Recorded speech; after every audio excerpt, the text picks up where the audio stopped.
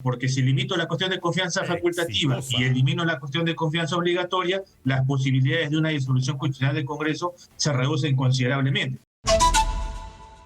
José Nopari, constitucionalista, está con nosotros porque, claro, la Comisión de Constitución del Congreso ha eliminado esto que es el voto de confianza para nuevos gabinetes. Ahora, la pregunta es si esto afecta el balance de poderes. Una reflexión antes de empezar con tu respuesta, José, que creo que es importante, ¿no? Este gobierno, ¿no? Tenía por objetivo, por ejemplo, reformar la Constitución a través de una asamblea constituyente, ¿no? Eso no se ha podido conseguir hasta este momento. No creo que exista el momento constituyente, pero quienes sí parecen, al menos, utilizarlo de alguna manera, su directriz de la Comisión de Constitución, que sí está haciendo obviamente reformas constitucionales, ¿no? Que a la larga están siendo avaladas por el Tribunal Constitucional. Por ejemplo, el referéndum ha sido, pues, ya prácticamente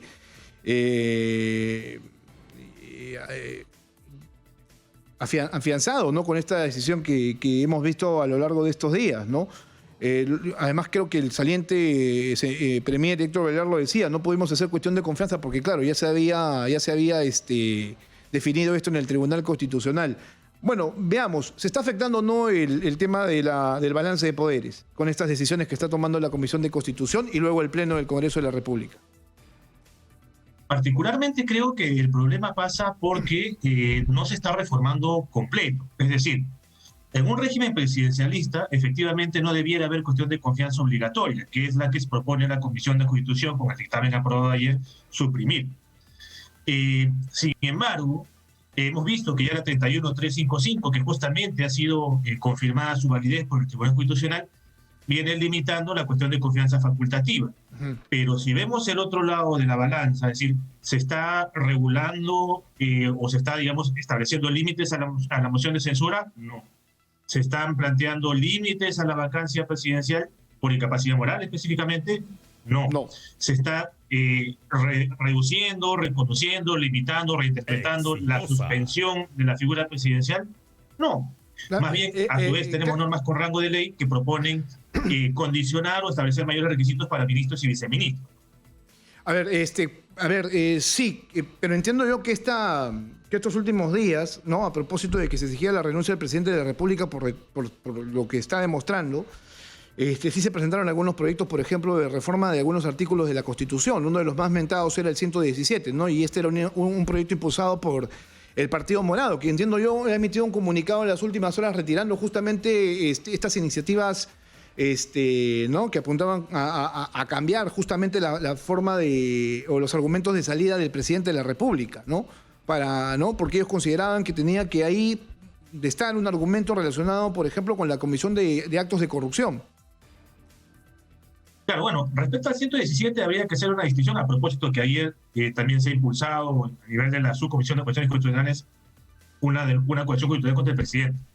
El 117 regula la acusación constitucional que tiene dos formatos: el antejuicio por la presunta comisión de delitos, que es en sentido estricto casi una prerrogativa, y el juicio político, que sí puede acarrear la destitución. ¿Qué es lo que ocurre? ¿Es necesario modificar el 117? Formalmente sí. El gran problema es en qué contexto lo terminamos modificando. Si no pensáramos, digamos, en el corto plazo, sino en el mediano y el largo plazo, claro, habría que modificar el 130, habría que modificar, como efectivamente se dio, aunque a nivel legal debió haber sido a nivel constitucional, el 133, habría que modificar el 117. ¿Cuál es el tema? Que lo estamos haciendo pensando en quién es el gobernante o el Congreso que tenemos enfrente, y no lo que nos puede venir después. Ese es un buen tema, porque claro, se ha estado criticando de que se está legislando con nombre propio, ¿no es cierto? Eso obviamente para cerrarle las posibilidades a este gobierno, ¿no? De, por ejemplo, afectar la continuidad del Congreso de la República, ¿no?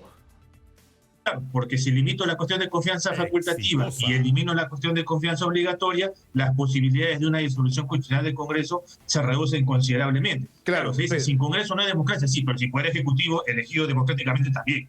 Y entonces, ¿cómo queda el rango de acción, pues obviamente, del Ejecutivo en ese aspecto? Claro, ahora, si es que se logra aprobar en dos legislatores, y creo que algunos, digamos, son, no sé si optimistas o pesimistas, que dicen que igual el gabinete Torres va a tener que ir, yo no estaría del todo seguro. Recordemos que la legislatura se ha creado hasta el 28 de febrero y la siguiente arranca en marzo. Y si consideramos los 30 días, esta reforma constitucional puede estar aprobada antes de que vence el plazo de 30 días.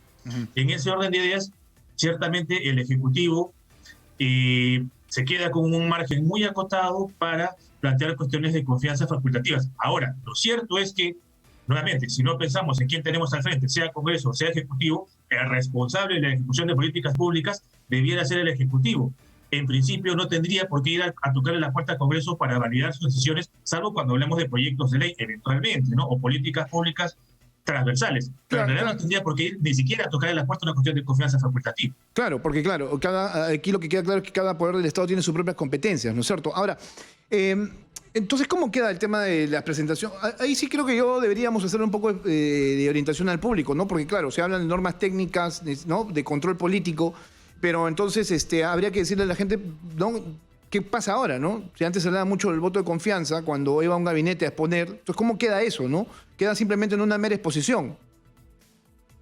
Si es que se logra aprobar esta reforma constitucional, probablemente en los primeros días de marzo, si es que logra 87 votos de acá al 28 de febrero en primera votación, solamente iría a exponer y no tendría que hacer cuestión de confianza. Incluso se ha tratado de plantear que... Sí, entiendo esa parte, pero ¿cómo queda el voto de confianza? ¿Cómo es que se pasa o cómo es que se niega, por ejemplo, la validez de un gabinete? Que creo que eso es lo importante, ¿no? Bueno, en realidad ya ni siquiera tendrían que pedirle la cuestión de confianza al Congreso. Van, exponen y se retiran. Ya, pero claro, pero antes tenías el voto de confianza, era obviamente debatir, ¿no? Sobre estas políticas que han sido expuestas, ¿no? Para ver si es que en efecto cumplen con la idoneidad para continuar, ¿no? Entonces, ¿cómo se sostiene esto? Bueno, al ya no haber cuestión de confianza obligatoria, lo que le va a quedar al Congreso, y ahí sí va a estar en cancha del Congreso, es, si estima conveniente que el gabinete no da la talla, tendrá que presentar o impulsar una moción de censura contra el presidente del Consejo de Ministros para generar la crisis de gabinete, o si considera que el problema está en algunos ministros específicos, va a ir ministro tras ministro, que es un poco, si es que lo que ellos quieren es evitar la disolución, es lo que van a hacer. No tocas a la cabeza, vas a tocar ministro por ministro y sigues tranquilo, porque al final de cuentas la cuestión de confianza facultativa ya está acotada. Bueno, es que ese justamente es el meollo del asunto, ¿no? Porque lo que está haciendo el Congreso en realidad es cuidarse las espaldas, ¿no? Ante cualquier eventualidad o acción que tome el Ejecutivo, ¿no? Teniendo en cuenta los antecedentes que se dieron anteriormente, sobre todo en la época de Martín Vizcarra, ¿no? Que él fue el que hace cuestión de confianza y finalmente termina con la disolución del Congreso de la República. Lo que se tiene aquí y lo que se ha dicho, ¿no? Es que lo que ha hecho la Comisión de Constitución básicamente es blindar, ¿no? al Parlamento Nacional de este tipo de decisión, ¿no?